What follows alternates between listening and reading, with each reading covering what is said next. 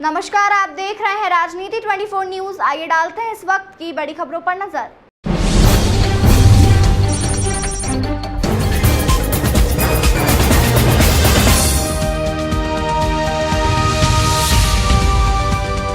Soni entertainment television का हालिया drama पुकार दिल से दिल तक प्यार और नुकसान और मुक्ति की एक मनोरम कहानी है।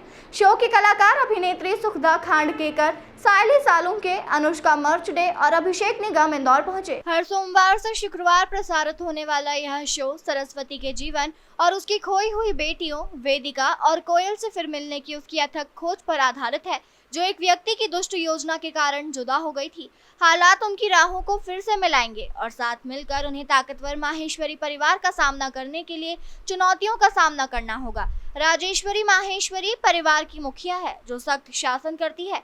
उसका बेटा दिग्विजय माहेश्वरी, जिसने वह भयानक एक्सीडेंट करवाया था जिसमें सरस्वती के पति गौतम की मृत्यु हो गई थी, और सागर माहेश्वरी प्रसिद्ध माहेश्वरी परिवार के उत्तराधिकारी हैं। शो की कलाकार ने बताया कि वेदिका एक वकील है और वह गलत चीजों के खिलाफ अपनी आवाज उठाने के लिए जानी जाती है। इंदौर आने पर उन्होंने कहा कि लोगों का उत्साह, जीवन, संस्कृति और इंदौर के स्वादिष्ट व्यंजनों ने इसे वाकई यादगार सफर बना दिया है।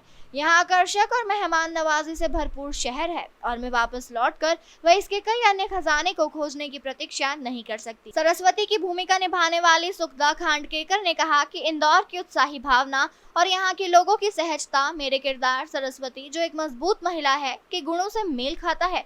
अपने किरदार सागर माहेश्वरी के बारे में बोलते हुए अभिनेता अभिषेक निगम ने कहा कि सुरक्षाओं के बोझ से दबे एक उत्तराधिकारी का चित्रण विरासत और खुद पर संदेह के बीच के गहन संघर्ष को उजागर करता है, जो सागर के सफर को आकर्षक और गहराई से मानवीय बनाता है। आज मैं यहाँ इंदौर आकर बहुत खुश हूँ। स्थानीय लोगों का उत्साह भरा आतिथ्य और शहर के प्रभावशाली सांस्कृतिक दृश्य ने इसे बहुत आनंददायक सफर बना दिया।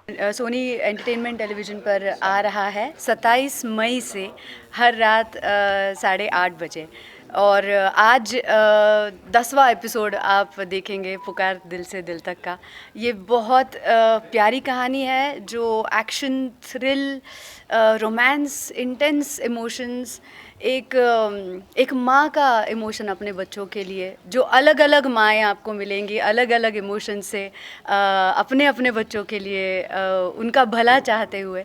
फिर कभी किसी माँ का कोई इंटेंशन से किसी और को तकलीफ़ हो रही होगी, या किसी माँ कोई माँ आपको आंसू बहाते दिखेगी, कोई माँ सपोर्ट करती दिखेगी। काफ़ी स्ट्रॉन्ग फीमेल कैरेक्टर्स आपको अलग अलग दिखेंगे इस शो में, और हमें बेहद प्यार मिल रहा है आप सभी से, जिसके लिए बहुत बहुत शुक्रिया। मैडम, जिस प्रकार से आपने बताया इसके अंदर कि एक्शन है, थ्रिलर है, जी, रोमांच है, सारी चीज़ें हैं, तो कहीं ना कहीं फिल्मों पर आधारित कहानी आपकी? जी, मैं कहूँगी फिल्मों पर आधारित नहीं है तो हमारी ज़िंदगी की कहानी। आप इस शो के हर किरदार से आप रिलेट कर पाएंगे, क्योंकि ये एक माँ आपको अपने घर में नज़र आएगी, ये बेटी आपकी होगी, ये कुछ ऑफिस में आपको तंग करने वाले लोग होंगे, जिनको हमारे दिग्विजय को देखकर आपको याद आएगा कि मेरा बॉस मुझे ऐसे ही तंग करता है। पॉइंट बीइंग, हर किरदार आपको रिलेटेबल लगेगा। पर मुझे ऐसा लग रहा है कि आज तक आप ऐसा शायद कह रहे हैं कि ये काफ़ी फिल्मों पर आधारित लग रही है, क्योंकि मुझे लगता है टेलीविज़न की कहानियाँ काफ़ी हद तक, क्योंकि हम हर रोज़ शूट करते हैं, आपको कई बार घरों के अंदर देखने मिल जाती है। हमारी ये कहानी ऐसी है कि पहला पूरा महीना हम आउटडोर ही शूट कर रहे थे। एक शेड्यूल हमारा जयपुर हुआ, मुंबई के भी, लेकिन आउटडोर से ही चल रहे थे। कभी एक्सीडेंट शूट कर रहे हैं, कभी क्रोमा फ्लोर पर है, कभी कुछ। ये अभी तक हमारा चल ही रहा है और अभी तक हम घरों में सेटल नहीं हुए। तो आई थिंक जब आपके लोकेशंस बदल जाते हैं, उसकी ट्रीटमेंट बदल जाती है, और इस सब के साथ हम चाह रहे थे, हमारे मेकर्स चाह रहे थे कि लोगों को कुछ नया दिखाएं, लोगों को जेन्युइनली ऐसा लगे कि आप अपने अपने घरों में बैठकर कोई फिल्म देख रहे हैं।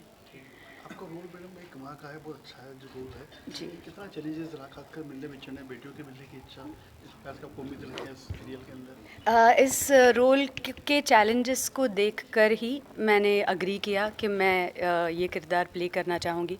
कहानी क्योंकि शुरू होती है हमारी सन 2000 में, फिर पलक झपकते ही हम 2004 में पहुँच गए, और फिर कुछ 4 एपिसोड्स के बाद हम 2024 में हैं। तो आप समझ सकते हैं कि हर एक एज प्ले करना, वो सारे इमोशंस प्ले करना एक चुलबुली सरस्वती जो थी, जो जिसे लगता था हम अच्छे तो हमारे साथ हमेशा अच्छा ही होता है, हमारे साथ कभी कुछ बुरा नहीं होगा। एक जिसमें स्पार्क था, जो कॉन्फिडेंस था, और ज़ुप करके जब पत्तों के महल जैसा सारा कुछ उसका जो संसार है वो बिखर जाता है, उसके बाद वाली Saraswati. I think her actress चाहेगी कि इतने सारे शेड्स उसे प्ले करने मिले, और काफ़ी चैलेंजिंग रहा, लेकिन मुझे बेहद मज़ा आ रहा है, बेहद। रोल है। मैं इसमें जो पुकार अपना शो है उसमें सागर का मेरा जो रोल है वो काफ़ी लेयर्ड कैरेक्टर है। मतलब इसमें बहुत सारी चीज़ें हैं जो आप जब उसको देखेंगे तो आपको लगेगा शायद ही बहुत ही इनोसेंट सा और बस मस्ती मजाक करने वाला लड़का है, पर कहीं ना कहीं जो सागर है वो अपने दिल में बहुत ही गहरा दर्द छुपा कर रखा हुआ है, क्योंकि उसके खुद के पिता से उसकी उतनी बनती नहीं है। काफ़ी आइडियलिस्टिक है, अपनी जो वुमेन होती हैं घर में, सारी फीमेल्स हैं, उनके प्रति उसके मन में बहुत सारी रिस्पेक्ट है और उनके साथ वो कभी गलत नहीं होने देता है। वो चाहता है कि कहीं पर भी किसी भी औरत के साथ किसी भी तरह का अन्याय ना हो, और उसके साथ भी उसके परिवार में जिस तरह की चीज़ें चल रही हैं उनको भी लेकर वो काफ़ी ज़्यादा प्रभावित है अपने पूरे शो में। और इसी तरह से उसकी जर्नी चल रही है, वो किस तरह से वेदिका से मिलता है, कोयल से मिलता है, सरस्वती उसकी जो घर में ही रहती हैं चाची, उनके दुख को समझता है, और सबको एक मिलाने के लिए बस उसका जो सारे प्रयास होते हैं शो में वो देखने के लायक होंगे। सरस्वती में जो बच्चों के बिछड़ने का जो दर्द है और आपने उसको फुलफिल करने की कोशिश करी, जैसा अभी बताया था, वो किस तरीके से करी, मतलब उस इमोशंस के बारे में थोड़ा बताइए। जैसे ही मैंने अभी कहा कि सागर कहीं ना कहीं बहुत ही लेयर्ड कैरेक्टर है, उसमें सेंसिटिवनेस बहुत है, वो कहीं ना कहीं बहुत ज़्यादा इमोशनल इन चीज़ों को लेकर कि किस की बिछड़ने का गम क्या होता है, और कहीं ना कहीं वो सरस्वती के इस गम से बहुत ज़्यादा रिलेट करता है, उससे बहुत कनेक्ट करता है। और कहीं ना कहीं सागर का भी एक रिश्ता रहा है वेदिका के साथ पुराना, कि होता है ना, हमारे घर में छोटे छोटे बच्चे होते हैं, कज़न्स होते हैं, हमारे साथ मिलते हैं, खेलते हैं, हम भी उनके साथ खेल के बड़े होते हैं, बट देन कुछ हादसों की वजह से वो बिछड़ गए। तो कहीं ना कहीं उसके दिल में भी है कि कहीं कि वेदिका और कोयल वापस उसकी ज़िंदगी में आ जाएं, और एक वापस से एक परिवार जो है बड़ा बन के एक साथ मिल कर रहे। और जो छोटी छोटी रिश्तों में चीज़ें आ जाती हैं, दरार आ जाती हैं, पैसों को लेकर, पावर को लेकर, ये उन सब से ऊपर उठना चाहता है और उन सब से ऊपर उठाकर अपने परिवार को एक साथ करना चाहता है। मैं फ़िलहाल इतनी कहूँगा कि शायद मैं दूसरी बार आया हूँ, और मैं एक बार और आया था इंदौर एक इवेंट के लिए, और अभी दूसरी बार आया हूँ। काफ़ी ब्यूटीफुल सिटी है, काफ़ी मुझे साफ़ सुथरी लगती है, बहुत अच्छी है। और फ़िलहाल हर बार जब भी आना हुआ है तब गर्मियों में ही आए हैं, और इस बार भी शायद बहुत गर्मी पड़ रही है, तो मैं बस इतना ही कहूँगा कि इंदौर के सभी लोग हाइड्रेटेड रहें, पानी पिएँ ढेर सारा, और बस सबके साथ रहे, अपने घरों में रहें। और मेरे ख्याल से सीखना चाहिए, यहाँ पर बहुत सारी ग्रीनरी देखने को मिल रही है, बहुत साफ़ सफाई है, तो I think I will take it back with me, and I think we should all learn from Indore and people of Indore की किस तरह से अपने शहर को इतना साफ़ सुथरा रखा जाता है।